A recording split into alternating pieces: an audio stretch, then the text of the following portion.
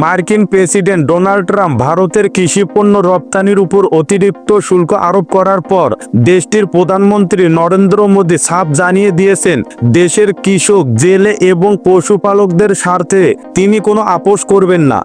দিল্লিতে অনুষ্ঠিত এক সংবাদ সম্মেলনে মোদী বলেন, ভারত কৃষকদের স্বার্থকে সর্বোচ্চ গুরুত্ব দেয় এবং এজন্য প্রয়োজনে তাকে ব্যক্তিগতভাবে মূল্য দিতে হলেও তিনি প্রস্তুত। ভারতের পররাষ্ট্র মন্ত্রণালয় জানিয়েছে, রাশিয়া থেকে অপরিশোধিত জ্বালানি আমদানির সিদ্ধান্তকে কেন্দ্র করে মার্কিন যুক্তরাষ্ট্র ভারতের উপর 50% পর্যন্ত শুল্ক বসিয়েছে, যা বাণিজ্যিক দিক থেকে একপাক্ষিক পদক্ষেপ। এর ফলে ভারতের কৃষিপণ্য রপ্তানি প্রক্রিয়া মারাত্মকভাবে বাধাগ্রস্ত হতে পারে বলে ধারণা করা হচ্ছে।